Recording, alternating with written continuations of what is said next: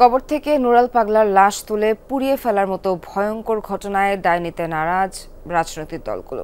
Police বলছে কার্যক্রম নিষিদ্ধ আওয়ামী লীগ ছিল নেপথ্যের মূল কারিগর। যদিও স্থানীয় পর্যায়ে বিএনপি, জামায়াত, এনসিপি, খেলাফতে মজলিস ও ইসলামী আন্দোলনের নেতাদের ব্যানারেই হয়েছিল ঈমান আকিদা রক্ষা কমিটির বিক্ষোভ। এর মধ্যে স্বেচ্ছাসেবক লীগ ও ছাত্রলীগের 2 নেতাসহ 24 জনকে গ্রেফতার করা হয়েছে। রাজবাড়ী থেকে ফিরে বিস্তারিত জানাচ্ছেন হাবিব রহমান, ক্যামেরায় ছিলেন মহসিন মুকুল।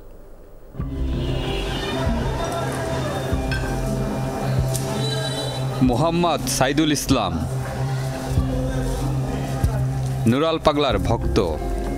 লাশ পোড়ানোর খবর শুনেই ছুটে যান মাজারে। লাশটা নিয়ে পুরালো। এটা তারা ইসলাম ধর্মের ভিতরে এটা তারা কোন ধর্ম করে? তারা 5 ওয়াক্ত নামাজ কালাম পড়ে, তারা একটা মুমিন বান্দা, তারা এই কামটা কেমনে করলো? স্থানীয়রাও বলছেন পীরের বিতর্ক থাকতে পারে, তবে কবর থেকে লাশ তুলে পুড়িয়ে ফেলা সমর্থনযোগ্য নয়। এই যেগুলো যখন কাজ করছে এই কাজটা করা ঠিক হয়নি, কারণ মুসলমান হিসেবে এই কাজটা করা যায় না। উনি ইমাম মাহাদির দাবি করছিল, ঠিক আছে, উনি ভণ্ড, মানে নেই, কিন্তু আমাদের ইসলামের দৃষ্টিতে এটা কোনো আইনে নাই। কবর থেকে লাশ তুলে উঠে রাস্তা করে হাঁটা, টানা, ছিঁড়া, পুরাই নেয়, এটা ইসলামের দৃষ্টিতে মানায় না। এই এলাকার করে না, এটা করছিল বাইরের লোক, বাইরের লোক করছে।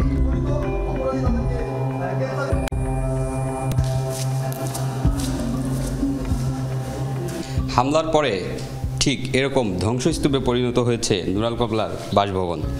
আমরা যদি একটু দেখানোর চেষ্টা করি, এখানে ছড়িয়ে ছিটিয়ে আছে বিভিন্ন আসবাবপত্র। এর মধ্যেই দেখা যাচ্ছে স্বর্ণালঙ্কারের বাক্স এভাবে ফেলে রেখে গেছে। লাশ পোড়ানোর পাশাপাশি চলে ব্যাপক লুটপাট। স্বর্ণালঙ্কার থেকে শুরু করে চাল, ডাল, এমনকি টেলিভিশন ও এসি পর্যন্ত খুলে নিয়ে যায় হামলাকারীরা। হামলা ঠেকাতে মাঠে নেমেছিলেন জেলা প্রশাসক সুলতানা আক্তার, কিন্তু শেষ রক্ষা হয়নি। তারা বলছে কোনো সমস্যা হবে না স্যার, এটা তো পজিটিভলি আগাচ্ছে। আমরা শুধু শান্তিপূর্ণভাবে আমাদের সমর্থকদের হচ্ছে যে আমরা বিষয়টা অবগত করব যে কাজটা হচ্ছে, এবং এটা সমস্ত দায়িত্ব আমরা নিলাম, এখানে কোনো সমস্যা হবে না। এইভাবে তারা দলগুলো বলে তারা শুক্রবারে হচ্ছে যে সমাবেশটা করলো। ঘটনার শুরু জুম্মার নামাজ শেষে আয়োজিত সমাবেশ থেকে। ঈমান আকিদা রক্ষা কমিটির ব্যানারে সেই সমাবেশ থেকে উত্তেজিত জনতা সরাসরি কবর থেকে নুরাল পাগলার লাশ তুলে আগুনে পুড়িয়ে দেয়।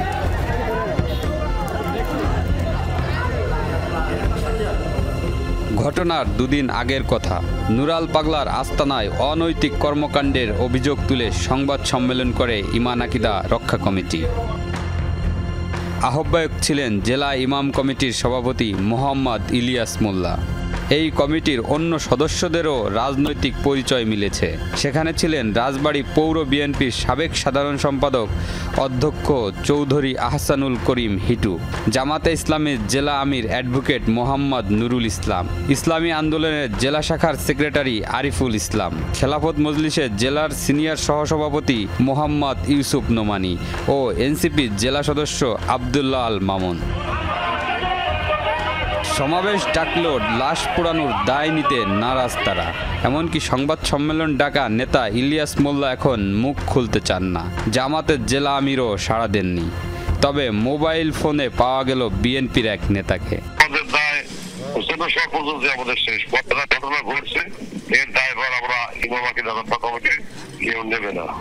এনসিপি নেতার দাবি, বিক্ষোভে সমর্থন থাকলেও লাশ পোড়ানোতে তাদের ভূমিকা নেই। গোয়ালন্দে যে ঘটনাটা ঘটেছে এটা নিঃসন্দেহে অনেক গর্হিত, নিন্দনীয়।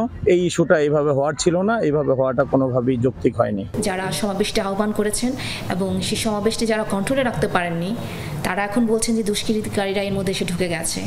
তো পলিটিক্যাল লিডার হিসেবে আমি মনে করি কোনোভাবেই তারা দায়বদ্ধতার উপরে নেই বা বাইরে যেতে পারবেন না। পুলিশ বলছে ভিডিও ফুটেজ বিশ্লেষণ করে গ্রেপ্তার করা হচ্ছে। এর মধ্যে গোয়ালন্দ উপজেলা স্বেচ্ছাসেবক লীগের সাধারণ সম্পাদক হিরু মির্ধা এবং উজানচর ইউনিয়ন ছাত্রলীগের সহসভাপতি মোহাম্মদ মাসুদ মিধাও আছেন। ফুটেজ দেখে ধরছেন ওই কবর থেকে লাশ তুলতেছে বা পোড়াচ্ছে, কোন জায়গায় ওরা দুজন আছে, কোন ফুটেজটাই ইনভেস্টিগেশনের বিভিন্ন পর্যায়ে আছে। ঠিক আছে, মানে কোনো অপরাধ করার পিছনে প্ররোচনামূলক, ঠিক আছে, তদন্তের প্রাপ্ত বিভিন্ন বিষয় আছে। সবটা আপনার ইনভেস্টিগেশনের জন্য আপনাকে বলা যাবে না ভাই। রাজবাড়ির বিভিন্ন মাজার খানকায় নিরাপত্তা জোরদার করা হয়েছে যাতে সহিংসতা আর না ছড়ায়। হাবিব রহমান, যমুনা নিউজ, রাজবাড়ী।